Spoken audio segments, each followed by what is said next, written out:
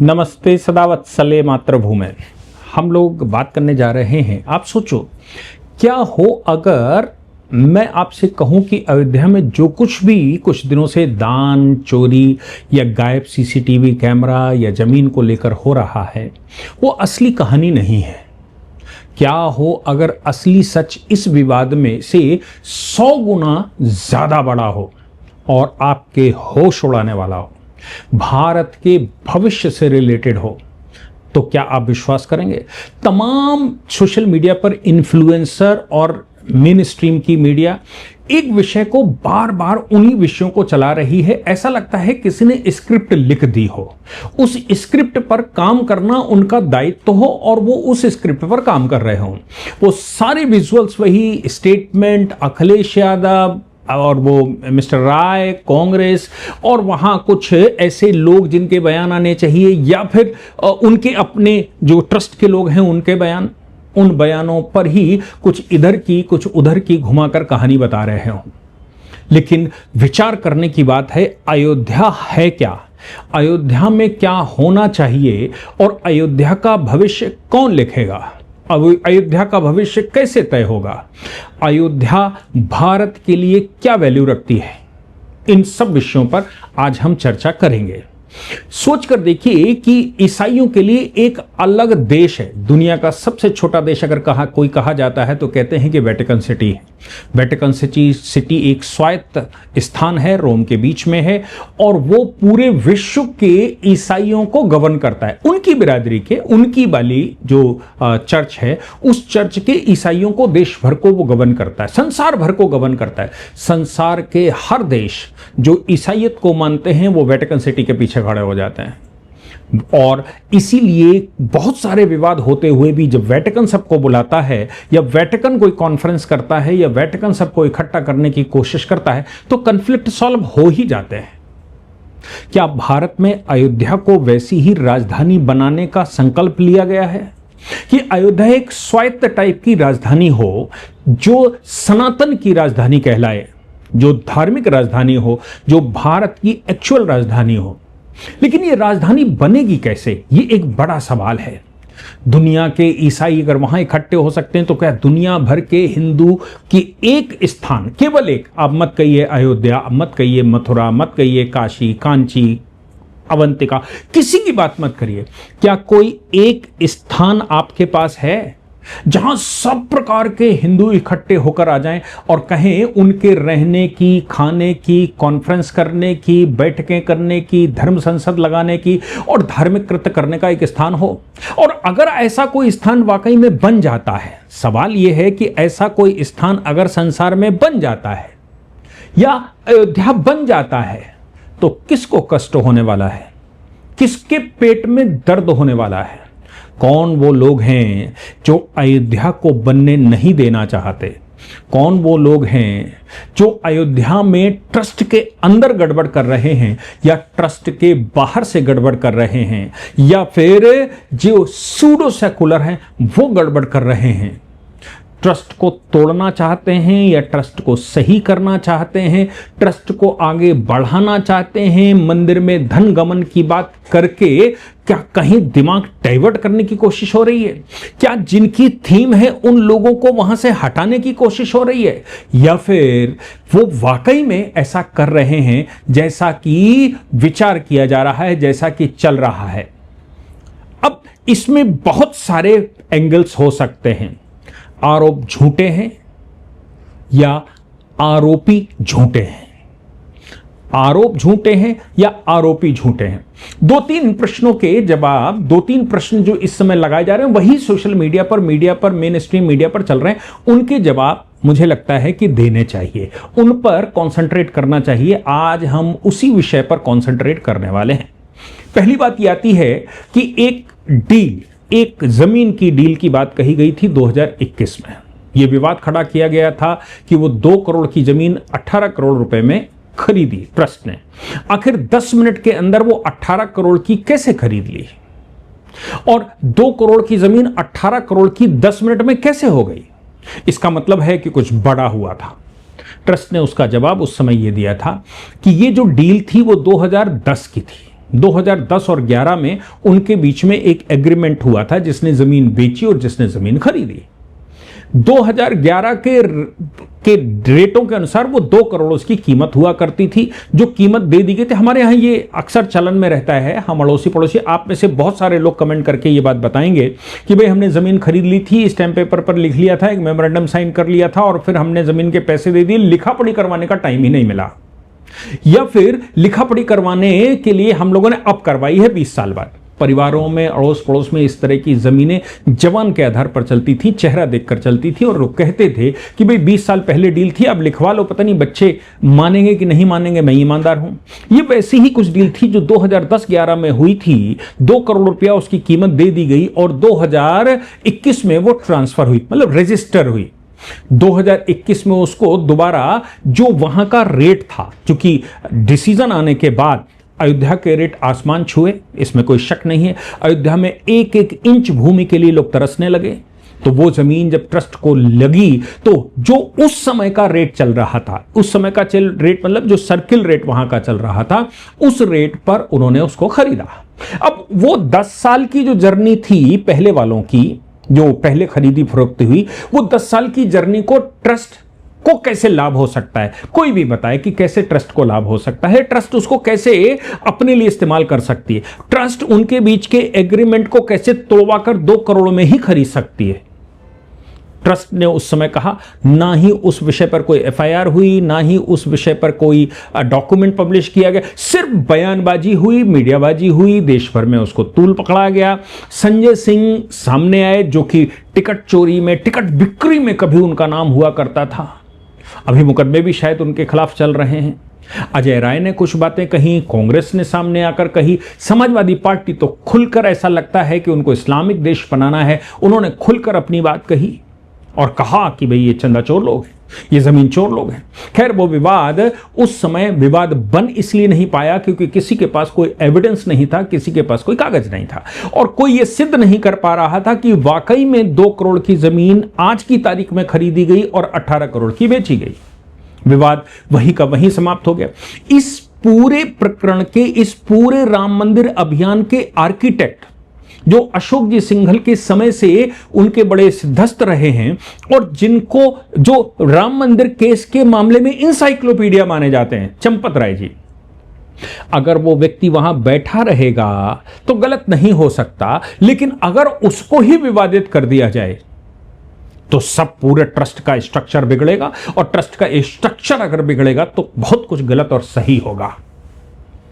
अब ट्रस्ट कहती है 108 एकड़ जमीन हम बनाएंगे और 108 एकड़ में स्वायत्त वेटिकन सिटी टाइप का अयोध्या बनाएंगे, और उसमें जो निधि समर्पण हुआ वो पैसा और बाकी का पैसा जो लगभग 200 करोड़ रुपए महीने का हिसाब किताब वहां चल रहा है, वो सब मिलाकर किया जाएगा। इसके लिए जमीनें अधिग्रहण लगातार कर रहे हैं, वो संतों की जमीनें अधिग्रहण कर रहे हैं, उनको मंदिर बनाकर दे रहे हैं। सरकार की अधिग्रहण की हुई जमीन तो उनके पास है ही, इसके अलावा 108 एकड़ पूरा करने के लिए वो अगल बगल की जमीनों को खरीद रहे हैं। अब खरीदने के लिए धन चाहिए, और बिना विवाद के अगर खरीदना है तो याद रखिएगा, जैसे कॉरिडोरों में खरीदा जाता है, जैसे काशी के कॉरिडोर में खरीदा गया, जैसे सोमनाथ में कभी खरीदा गया, जैसे अभी महाकाल में खरीदी गई, बिना विवाद के जो समाज उस पर बैठा हुआ है वो as per new occupation law आप 3 गुना पैसा दे दीजिए तो कोई समस्या नहीं है। अब लेकिन 3 गुना पैसा आपने दिया, वो भी मंदिर के लिए, यह समस्या लोग खड़ी कर सकते हैं, जबकि कानून तो यही कहता है। और अगर वहां डिमांड एंड सप्लाई का मामला हो, मेरी जमीन बीच में है, मैं अपनी जमीन को 3 रुपए वाली 13 रुपए में बेचना चाहता हूं, आपको चाहिए हो तो लीजिए, नहीं चाहिए हो तो मत लीजिए। लेकिन ट्रस्ट उन विवादों में, क्योंकि पहले इसी तरह के विवाद हमेशा से खड़े किए जाते रहे, इसलिए ट्रस्ट ने यह तय किया कि हम इन विवादों में नहीं पड़ेंगे, धन खर्च करेंगे, और धन खर्च करके हमारा उद्देश्य वहां 108 एकड़ जमीन पर अयोध्या नाम का एक सनातन स्थान, सनातन राजधानी बनाना है, जो बाहर से कुछ भी न ले, बिजली भी बाहर से नहीं, पूरा सोलर सिस्टम से चलेगा। विवाद करने वालों ने विवाद किया। अभी उसी वर्ग ने जो उस समय कह रहा था बिना डॉक्यूमेंटेशन के, बिना किसी कागज के, बिना किसी सबूत के, उसी ने आज शुरू किया कि भाई ये देखो सीसीटीवी बंद कर दिए गए जहां पैसे गिने जाते हैं, और जो वहां चढ़ावा चढ़ता है वो गायब हो जाता है। वो जो वहां चढ़ावा चढ़ता है वो चढ़ावे में बड़ी सारी घोटाले हैं। आपको एक बात बता दूं, मंदिर के पुजारी सारे वही सरकार के द्वारा अपॉइंटेड हैं जो कि जब रामलला टेंट में थे उनके थे। अब ट्रस्ट बैठ गई है जिसका काम कंस्ट्रक्शन को लेकर है और व्यवस्था को लेकर है। अब ट्रस्ट में जो सबसे इंपॉर्टेंट व्यक्ति हैं वो चंपत जी हैं। उनके बगैर मैं नहीं समझता कि उस विषय पर कुछ बहुत अच्छा हो सकता है। दूसरी बात यह भी है कि चंपत जी प्रचारक हैं, प्रचारक के ऊपर इस प्रकार के प्रश्न लगाना। आप सोचो, जो व्यक्ति अपना घर बार छोड़ आया हो, जिसने अपना समय दान कर दिया हो, जिसने अपने घर में मुड़ कर न देखा हो, जो धन की लालसा में बुद्धिमान होते हुए भी व्यावसायिक विधियों में न आया हो, और सारा जीवन राम मंदिर के लिए इस आयु तक, अभी उनकी जो आयु है उससे वो पूरी आयु उन्होंने राम मंदिर के लिए लगा दी हो, राम नाम में लगा दी हो, वो व्यक्ति अब मरते समय, बुढ़ापे के समय, जब उसकी आयु पूर्ण होने को है, तब वो व्यक्ति ये चोरियां करेगा, चोरियां करवाएगा। किसके लिए करवाएगा? जिसने परिवार देखा ही नहीं, जिसके वंश परंपरा है ही नहीं, जिसके उत्तराधिकारी है ही नहीं, वो किसके लिए करवाएगा? और वो अपने परिवार का नहीं हुआ, अपने परिवार को छोड़ाया, अपने मां बाप को छोड़ाया, वो किसके लिए करवाएगा? ये प्रश्न खड़ा कर दिया लोगों ने। आप सोचो कि क्या लॉजिकली छोड़ दीजिए, इमोशनली भी ऐसा सोचा जा सकता है क्या? लेकिन हां, हो तो कुछ भी सकता है। मुगेम्बो खुश हुआ, कुछ भी कर सकता है। अब सवाल यह पैदा हुआ कि सीसीटीवी फुटेज 8 महीने पहले की कहां है? तो 6 महीने पर, 3 महीने पर सीसीटीवी फुटेज ओवरराइड हो जाती है। ओवरराइड जो ऑटोमेटिकली हो जाती है उसकी फुटेज कहां मिलेगी? यह सवाल है। दूसरी बात, एलिगेशन लगाया गया कि चढ़ावा बहुत चढ़ता है, सामान बहुत चढ़ता है, गायब हो जाता है। मैं इस बात से स्वीकार करता हूं क्योंकि हजारों लोग वहां पर काम करते हैं, कुछ के हाथ दंदी फंदी भी होंगे। वो एक ठो टुन्नू यादव, टिन्नी यादव, क्या उनका नाम लोगों ने उछाला है कि भाई वही कस्टोडियन थे, वही सब कुछ किया करते थे, वही आदेश दिया करते थे, कोई भी सरकारी मशीनरी उनसे ही संपर्क किया करती थी, वो जो कहते थे वही अंतिम सत्य हुआ करता था, और वो सारा ये धन का मैनेजमेंट चढ़ावा वही देखा करते थे। वो कहते हैं कि नहीं नहीं, मेरे से क्या मतलब है।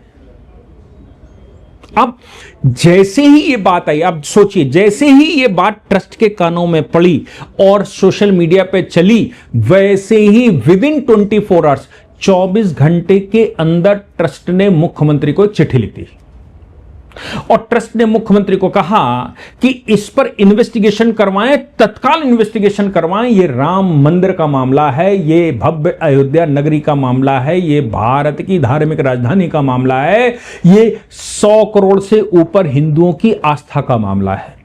इसलिए तत्काल इस पर इन्वेस्टिगेशन बैठना चाहिए। और इन्वेस्टिगेशन वो चाहते तो पुलिस में एफआईआर कर सकते थे, एक एसआई आता, इन्वेस्टिगेशन करता, लेकिन इतने बड़े सिस्टम को एक एसआई इन्वेस्टिगेट ही नहीं कर पाता, संसाधन उसके पास नहीं होते। इसलिए मुख्यमंत्री को लिखा गया। मुख्यमंत्री को 24 घंटे के अंदर लिखने के बाद मुख्यमंत्री ने तत्काल एक एसआईटी बनाई, एसआईटी हाई पावर्ड बनाई, एसआईटी ऐसी बनाई जिसमें फॉरेंसिक साइंस के भी लोग हैं, यानी कि जो सीसीटीवी है वहां, उस सीसीटीवी में जो ओवरराइड हो गया है डीवीआर, उसको भी रिकवर कर सकती है साइबर सेल। यानी कि वो वीडियो जरूर सामने आ जाएंगे जिन वीडियो के बारे में बात कही जा रही। अगर डीवीआर ही बदल दिया गया होगा तो बात अलग है, वो सामने आ जाएगा। जहां तक चढ़ावे और चंदे की बात आती है, वो सारे विषय एक एक करके एसआईटी के सामने आ रहे हैं।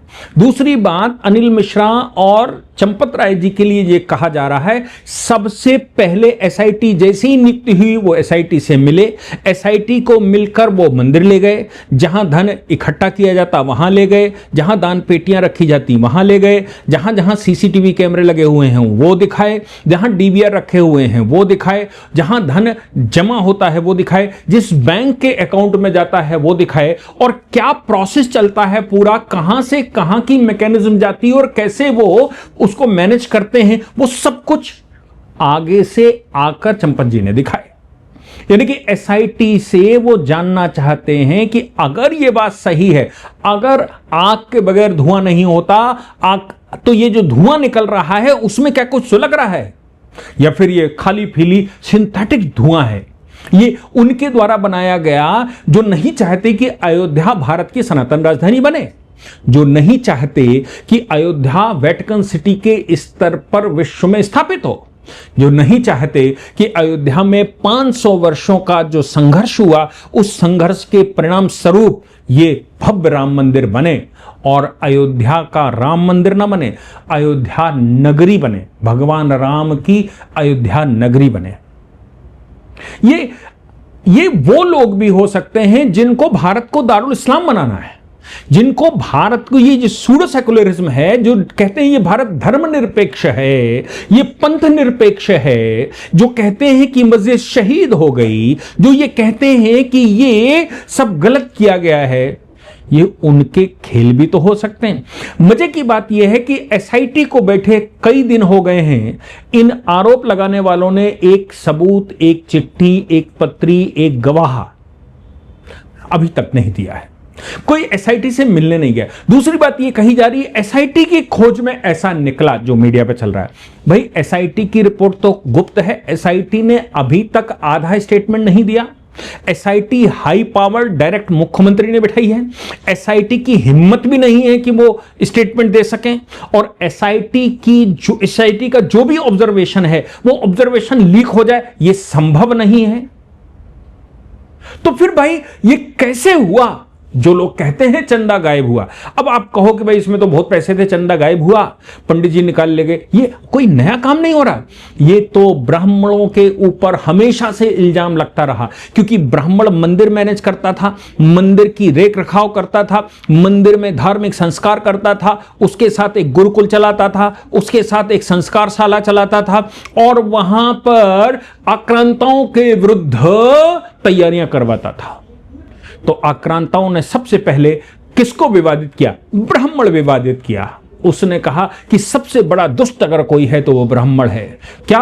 ब्राह्मण चंदा खा गया, ब्राह्मण के चढ़ावा ले गया, ब्राह्मण खाली पीली का पैसा ले जाता है, ब्राह्मण यहां अनैतिक काम करता है, परिवार सहित रहता है, मंदिर पवित्र स्थान है ब्राह्मणों के।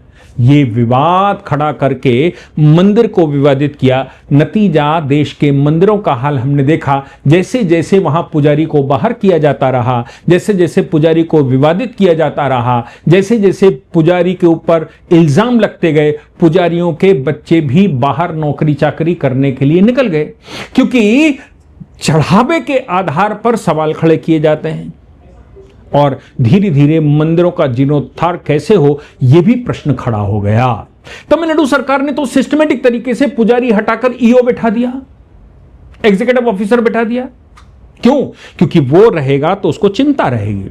ऐसे ही मैं ब्राह्मण किसी जाति को नहीं कह रहा हूं, मैं ब्राह्मण या पुजारी उसको कह रहा हूं, किसी भी जाति पंथ का हो, मैं पुजारी उसको कह रहा हूं जो मंदिर की देख दिखा करता है, रख रखाव करता है, वहां पूजा पाठ करता है, वहां दिया बत्ती करता है, और जो जिम्मेदारी समझता है कि मेरी जिम्मेदारी है इस मंदिर की सुरक्षा। लेकिन उस पुजारी को, उस ब्राह्मण को भोजन भी करना है, बच्चे पढ़ाने भी हैं, शिक्षित भी करने, ऐसा किसके विचार में आया होगा? आज सरकार कहती है मिनिमम वेजेस 800,000 रुपया है। अगर परिवार के 4 लोग उस मंदिर में लगते हैं तो शाम को 4,000, वो अगर कहीं और करते, कहीं पर जाकर चौकीदारी करते तो भी 4,000 रुपए मिलते। वो तो दिन रात चौकीदारी करता है। 4,000 रुपए रोज अगर मंदिर के पुजारी के 4 लोग मिलकर काम करते हैं तो 4,000 रोज के हिसाब से उस मंदिर में क्या 1.5 लाख रुपया चढ़ावा आता है? उस परिवार के भरण पोषण की व्यवस्था है, ये किसी ने नहीं सोचा कि उनकी निष्ठा क्या, आस्था क्या। बिल्कुल ये मॉडल देख लीजिए कि मंदिर कैसे तोड़ा जाए, क्योंकि आक्रांताओं ने मंदिरों पर प्रहार किए। जो मंदिर बच गए उसके ब्राह्मणों पर प्रहार किए, जो मंदिर बच गए उनके पुजारियों पर प्रहार किए, जो मंदिर बच गए उसके मैनेजमेंट पर प्रहार किया।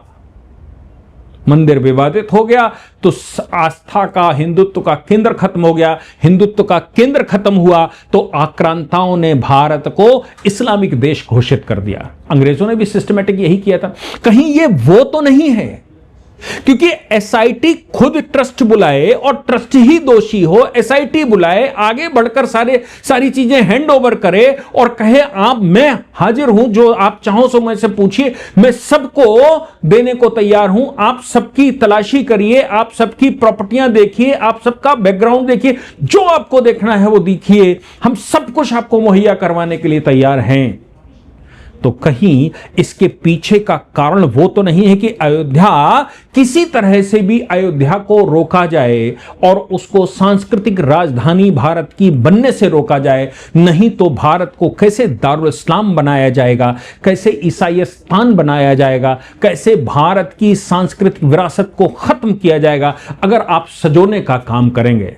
इस दृष्टि से आप देखिए, आपको मैं किसी का पक्ष और विपक्ष नहीं ले रहा हूं, एसआईटी बैठी है, वो खोज करके लाएगी, बात दूध का दूध पानी का पानी निकलेगा, लेकिन यह विचारणीय है कि वाकई में क्या इसके पीछे कुछ है, क्या मेरा एंगल सही है या आपका एंगल सही है, आप मुझे जरूर बताइएगा। और किसी के पास एविडेंस हो जो एलिगेशन लगा रहा हो तो मुझे जरूर भेजिएगा, मैं देखना चाहूंगा। ये बयानबाजी नहीं, ये विरोधियों के बयान नहीं, ये टीवी चैनल के स्टेटमेंट नहीं, कोई एविडेंस किसी के पास है तो मुझे जरूर संपर्क करिएगा।